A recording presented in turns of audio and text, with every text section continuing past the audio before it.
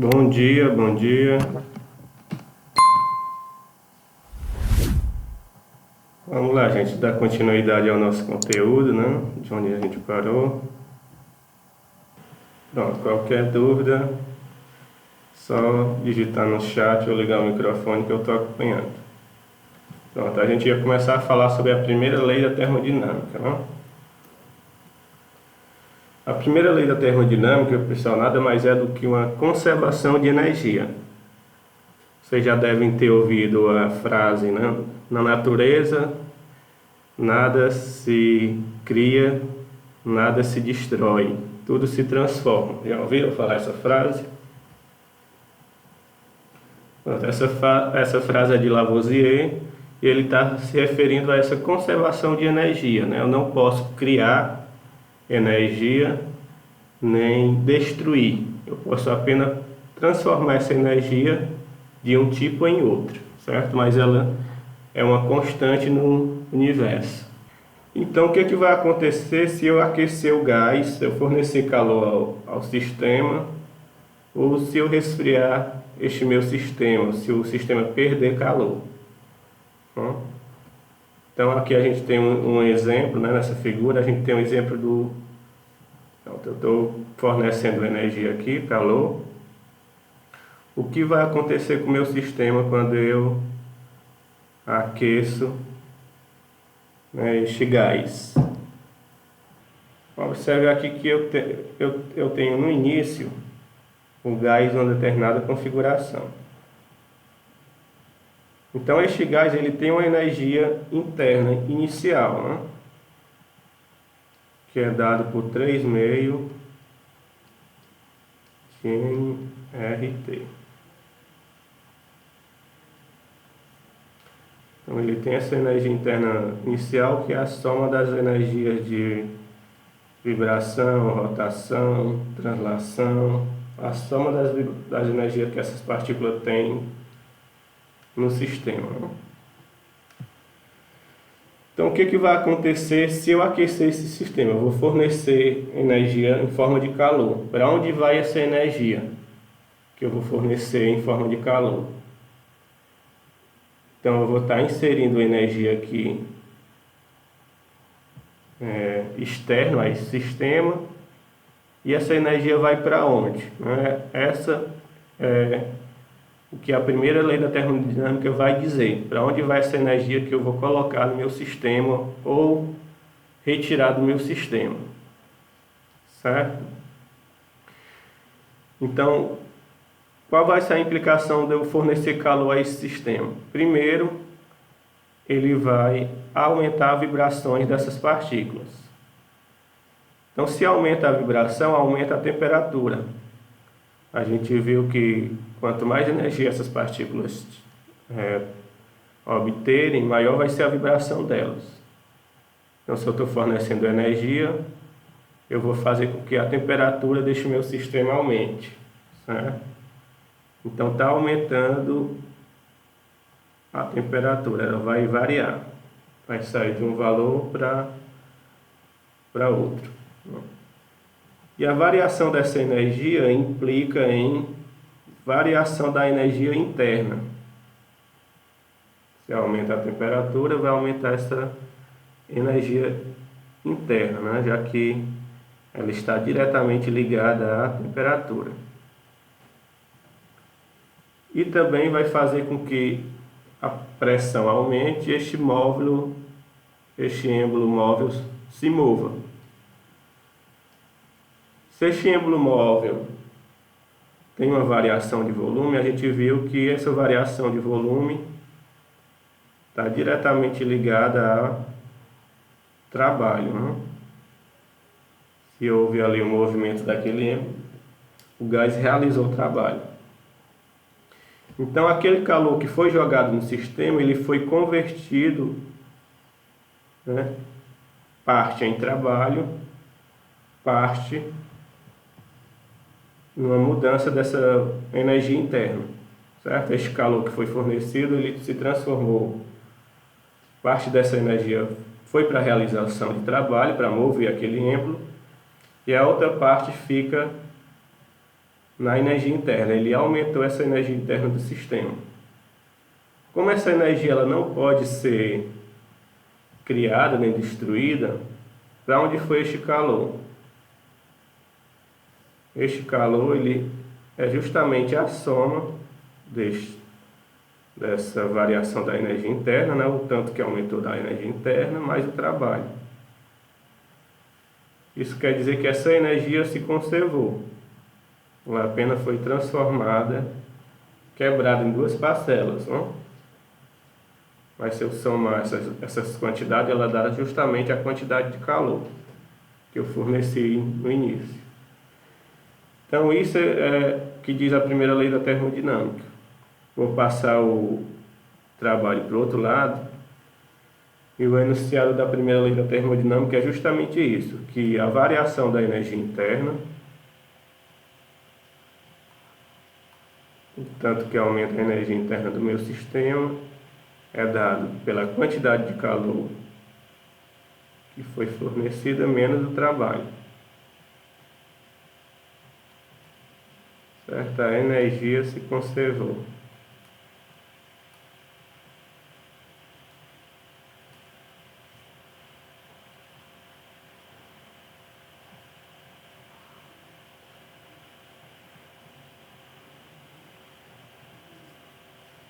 Ele não perdeu o calor, ele absorveu parte para a energia interna e parte movimentou o êmbolo, não? Gerou trabalho, movimento. Este calor ele foi transformado em outro tipo de energia. Assim como a energia cinética se transforma em energia potencial se transforma em energia elétrica, e assim vai. Mais claro?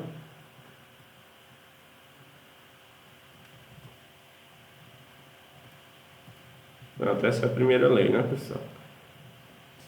Aí vamos ver como é que fica aquelas transformações termodinâmicas que a gente viu, né?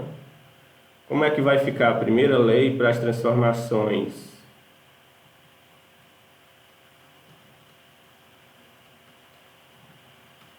uma isotérmica para uma isocórica para uma isobárica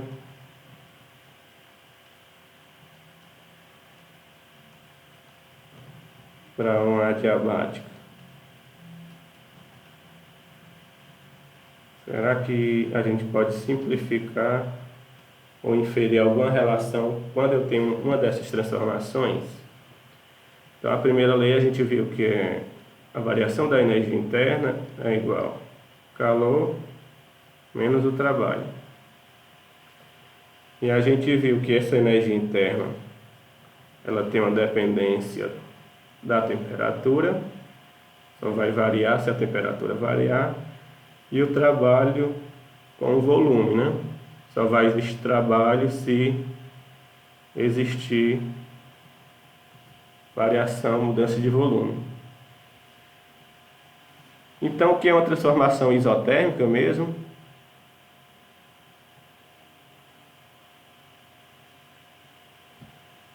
O que é uma transformação isotérmica? Isso, a temperatura permanece constante.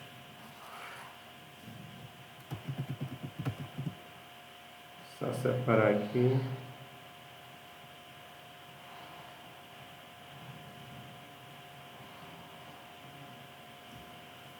Pronto, se a temperatura permanece constante, o que depende da temperatura mesmo? Na minha relação aqui da primeira lei da termodinâmica, o que depende da temperatura?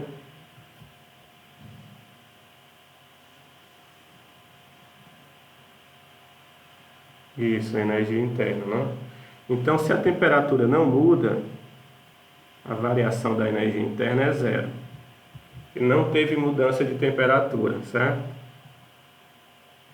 Então, a variação da temperatura é zero, a variação da energia interna é zero. Então, neste caso, a primeira lei fica só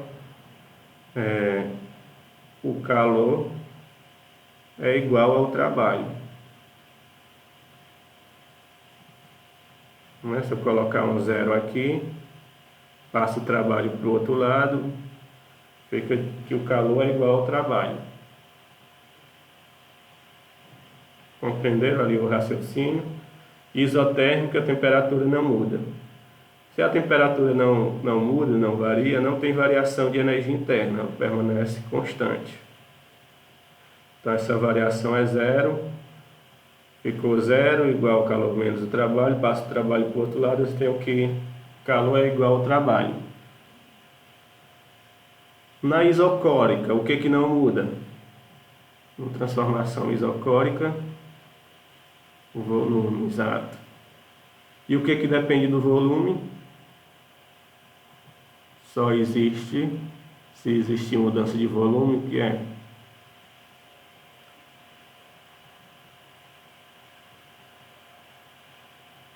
exato. O trabalho só vai existir se existir variação de volume. Uma isocórica, o volume fica inalterado, é constante, o trabalho é zero. Não existe trabalho numa transformação isocórica. Consequência disso, a primeira lei fica o quê? Coloca um zero aqui no trabalho, a variação de energia fica igual ao calor. Certo? Não existe trabalho, então a primeira lei fica simplificada também. Na isobárica, a pressão é constante, né? Então não tem nenhuma grandeza aqui que dependa da variação de pressão, né?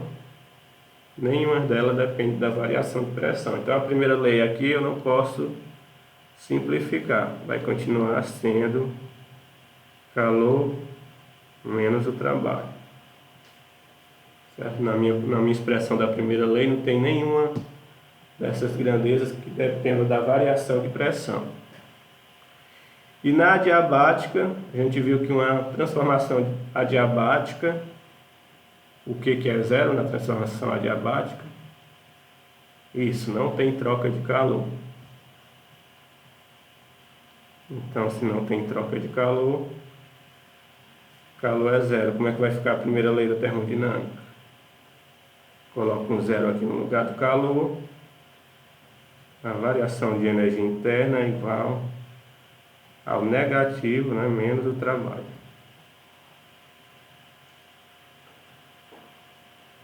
Pronto. Então você pode também simplificar a primeira lei da termodinâmica para aquelas transformações mantendo uma das variáveis constante, né? Eu falei para vocês ontem que o gráfico de uma isotérmica ele é parecido com a da adiabática, só que a da adiabática ela é mais inclinada, ela decai mais rapidamente, né? E eu disse que isso tinha um porquê e iria explicar no final do slide. Deixa eu ver se dá tempo. Vamos lá. Eu vou mostrar de onde é que vem para vocês, só que o que vocês precisam ter em mente, geralmente nem se mostra isso no ensino médio, né? Mas o que vocês precisam ter em mente é que o calor fornecido numa isovolumétrica ou isocórica é diferente do calor fornecido em uma isobárica, né? Pressão constante e volume constante. A gente acabou de ver aqui, ó, que em uma isotérmica eu tenho que o calor é igual ao trabalho, né? Numa isocórica, que é o volume constante, o calor, essa variação de energia interna é igual ao calor. A variação de energia interna é igual ao calor uma isovolumétrica, né? Isocórica.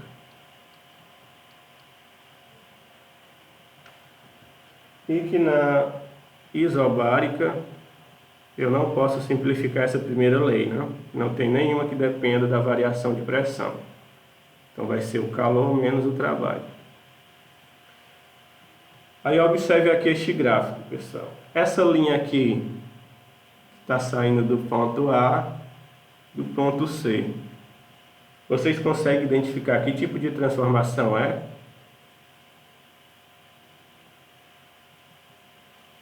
Isocórica, isobárica, isovolumétrica, isotérmica. A Bruna disse que é isobárica. Será que ela é isobárica?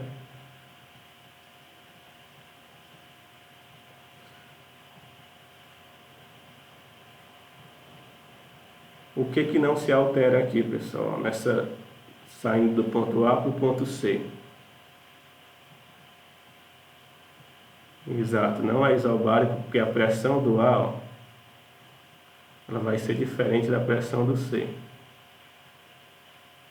O que não se altera é o volume. Se eu pegar esses dois pontos em direção ao eixo do volume, os dois vão cortar o eixo X no mesmo ponto. Então isso quer dizer que isso daqui é uma transformação. Melhorou agora?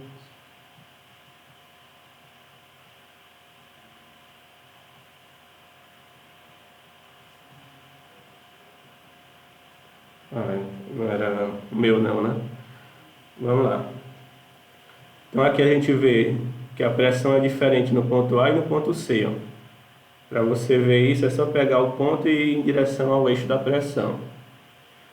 Em contrapartida, se eu pegar o ponto A e o ponto C e for a direção ao eixo do volume, os dois vão cortar o volume no mesmo ponto, quer dizer que o volume não mudou de A para C. Então, de A para C eu tenho uma transformação, tem até aqui na legenda, né? De A para C eu tenho uma transformação isocórica, o volume constante. E de A para B, o que não está mudando de A para B? Ó? O volume muda, né, do A e do B. O volume do A é diferente do volume do B, mas a pressão é a mesma. Se eu pegar o ponto A e o ponto B e for a direção à pressão, eu tenho que a pressão não muda.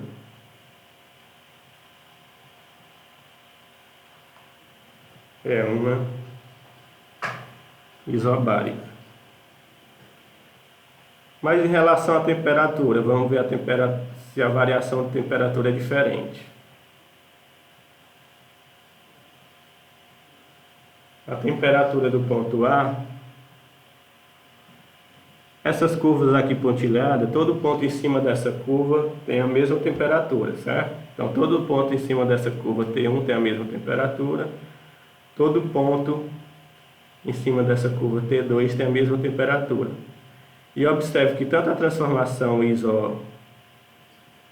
isovolumétrica, né, como a isobárica, elas estão saindo de T1 e indo para T2. T1 para T2, T1 para T2. Então essa variação de temperatura nas duas transformações, na isobárica e na volumétrica, elas são as mesmas. O que depende da temperatura na primeira lei da termodinâmica?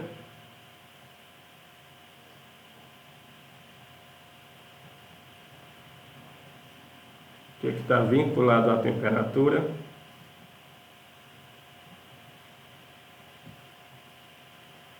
Isso, a variação da energia interna. Então, se a variação de temperatura é a mesma, a variação de energia interna,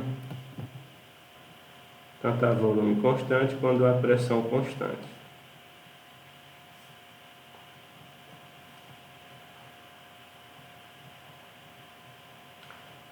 Pronto, então se a gente olhar aqui, ó, aqui eu estou dizendo que a variação de energia interna é a mesma, no entanto eu coloquei aqui uma fórmula onde eu tenho duas coisas diferentes para a temperatura, para a variação de energia interna, né? Na primeira eu estou dizendo que essa energia interna é igual ao calor. E na segunda eu estou dizendo que essa energia interna é o calor menos o trabalho. Como é que pode? Aqui está dizendo que a variação é igual. E aqui eu tenho duas fórmulas para variação de energia. Isso ocorre justamente por isso, pessoal. O calor que é fornecido numa transformação isovolumétrica é diferente do calor numa isobárica, certo? Então isso daqui que é diferente, por isso que essa relação é verdadeira. O calor numa transformação isobárica é diferente na volumétrica. E quem seria o maior? Alguém consegue determinar qual é o calor maior, na isobárica ou na isovolumétrica? Ó, se eu passar este trabalho para o outro lado, ele vai somando, né? Então este calor, além da variação da energia interna, ele vai somar com o trabalho. Então eu tenho que aqui que o calor a pressão constante ele é maior do que o calor a volume constante. Já está passando do horário, né, pessoal?